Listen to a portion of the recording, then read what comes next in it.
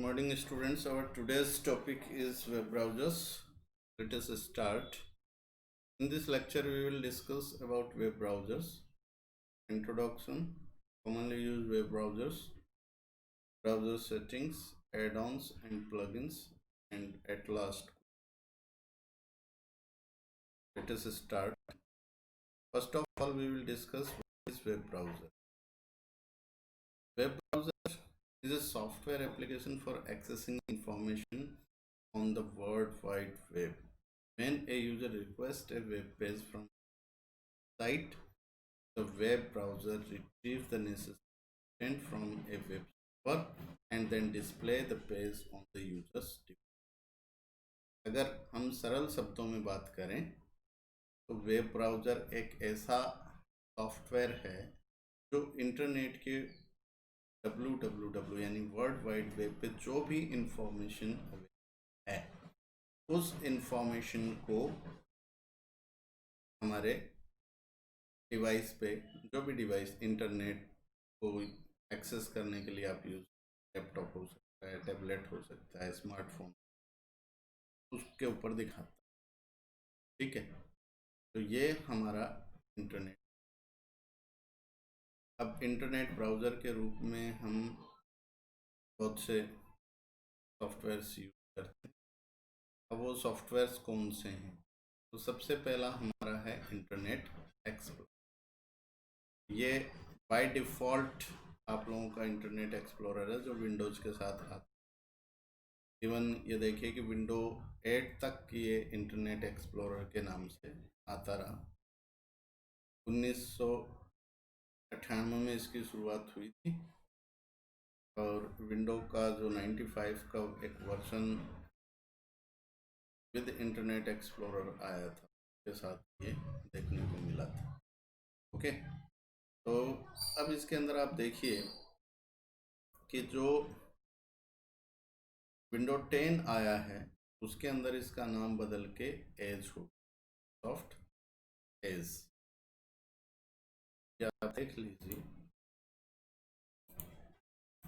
जैसे आप ये देखेंगे सॉफ्ट एज, ये देखिए ये वाला जो वेब ब्राउज़र है ये इंटरनेट एक्सप्लोरर के पे आता है। ठीक है,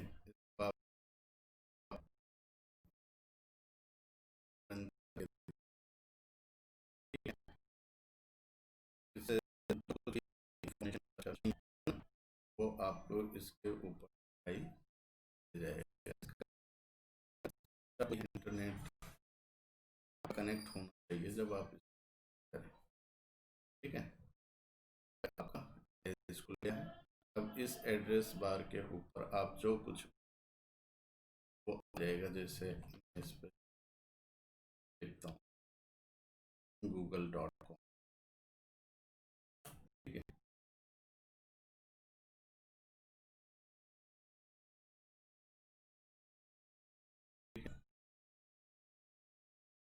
ये आप लोगों का ये ब्राउज़र है जो आप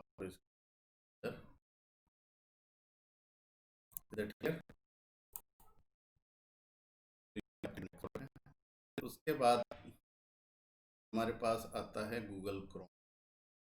गूगल क्रोम ये भी वर्तमान का सबसे पॉपुलर वेब ब्राउज़र है।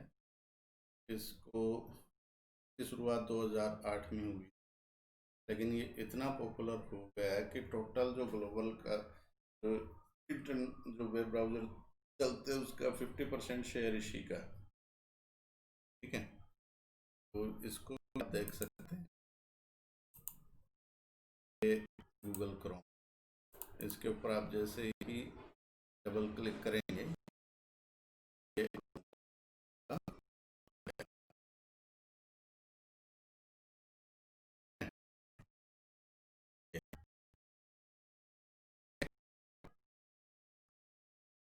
यहाँ पर सर्च करना चाहें आपके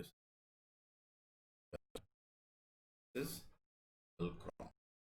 ओके, अब इसके अलावा भी और बहुत से वेब ब्राउज़र्स है, जैसे मोजिला फायरफॉक्स है, मोजिला फायरफॉक्स के बाद सफारी है जो एप्पल के सिस्टम किया जाता है, नहीं जो मैक ऑपरेटिंग सिस्टम है मैकनितोस, उसके ऊपर बाय डिफ़ॉल्ट यही ब्राउज़र आता है। फिर उसके बाद ओपेरा है, जावा इनबिल्ट होता है इसके अंदर, ये बहुत अच्छा वेब ब्राउज़र है, इसका यूज़ कर सकते हैं। फिर उसके बाद ये कॉनकोर है, ये यूनिक्स के ऊपर चलता है, इसका यूज़ भी आप लोग कर सकते हैं। ठीक है, तो ये आपके वेब ब्राउज़र्स हैं। इसके बाद ये एक लाइनेक्स, ये भी वेब ब्राउज़र है, ये भी यूनिक्स बेस्ड सिस्टम। अब आगे बात आती है ब्राउज़र सेटिंग। ब्राउज़र तो आप सभी यूज़ करते ही हैं किसी ने। अब ब्राउज़र सेटिंग के रूप में भी आप ये देख लीजिए कि हम इसकी क्या क्या सेटिंग्स है वो करते हैं। सबसे पहले बात करते हैं browser setting. Browser setting is very useful for assessing experience. The web most common browser related issues are solved by setting up Chrome, Firefox, Safari और Internet और Edge। अब क्या है जो इश्यूज हमारे सामने हैं, और एक deleting cached file and cookie. जो आप इंटरनेट एक्सेस करते हो कि टेम्परेरी फाइल है, वो कैश फाइल के रूप में आपके सिस्टम के अंदर स्टोर होती रहती है और स्पेस ऑक्यूपाई करती रहती है, और जो सेंसिटिव इंफॉर्मेशन है वो उसके अंदर स्टोर रहती है। तो इसको टाइम टू टाइम आप कैश फाइल और कुकीज़ को क्लियर करते हैं। प्लगइन्स हैं, जब आप इंटरनेट यूज़ करते हो तो बहुत से प्लगइन इसके अंदर डाउनलोड होके इंस्टॉल हो जाते हैं, जो बाद में आपकी परफॉर्मेंस को ख़राब करते हैं। इनको भी टाइम टू टाइम चेक करते रहना चाहिए। कोई अनवांटेड प्लगइन आ गया है तो उसको हटा देना चाहिए। फिर थर्ड पार्टी जो कुकीज़ है उसको कभी भी अलाउ नहीं, ठीक है। अगर थोड़ी देर के लिए अलाउ किया है तो उसको वापस डिसेबल कर, कि ये कभी भी आपके सिस्टम की इंफॉर्मेशन है उसको लेके आप दुरुपयोग कर सकते, ठीक है। और पॉपअप्स, जो छोटे छोटे ब्लॉक्स आते रहते हैं ऐड के रूप में, आपके ब्राउज़र को ब्लॉक करके रखिए ताकि आपको एक ऑप्टिमम स्पीड मिल सके, ठीक है। ब्राउज़र की जो सेटिंग है वो कैसे करते हैं ये मैं आपको बता देता हूँ। जैसे ब्राउज़र खोला, ठीक है, अब यहाँ पर ये 3 डॉट्स दी, इस पर क्लिक कीजिए और क्लिक करके यहाँ सेटिंग, ठीक है, ये इसकी आपकी सेटिंग है वो ओपन हो जाएगी। अब जो सेटिंग आपकी ओपन होती है उसके अंदर आप इसके अंदर जो मेन चीज़ें हैं, जैसे ब्राउजिंग हिस्ट्री क्लियर करनी, या फिर आपको कैश फाइल डिलीट करनी, या कोई प्लगइन्स हैं वो आपको परेशान कर रहा है ना, तो उसको आप इसमें जोड़ सकते हैं और हटा, ठीक है। यह आपकी सेटिंग। कोई डिफ़ॉल्ट ब्राउज़र आपको रखना है, डिफ़ॉल्ट अकाउंट आपने रखना है, इधर ये मेनू है और इधर ये आपकी सेटिंग्स है, ठीक है। ये देखिए ये क्लियर ब्राउजिंग डेटा है, इससे आपकी कुकी सब क्लियर हो जाती है। थर्ड पार्टी कुकीज़ के लिए भी पूरी सेटिंग है जो आप अपने अनुसार चेक कर सकते हैं। एडवांस पे क्लिक करेंगे तो एडवांस सेटिंग आपको ये बता देगा, ठीक है। इसको भी आप हिसाब से एडजस्ट, और आपको यूँ लगे कि आपसे कुछ गड़बड़ हो गई है, सेटिंग बिगड़ गई है, तो ज़्यादा सोचने की ज़रूरत नहीं है। इसके अंदर रिस्टोर डिफ़ॉल्ट सेटिंग का option, restore setting to the original default, इस पर क्लिक करेंगे तो आपकी ज्यों की त्यों आपने नया इंटरनेट क्रोम इंस्टॉल किया था उस समय जो सेटिंग आई थी इसकी, वो की वो सेटिंग इसकी जाएगी, तो आपको ज़्यादा,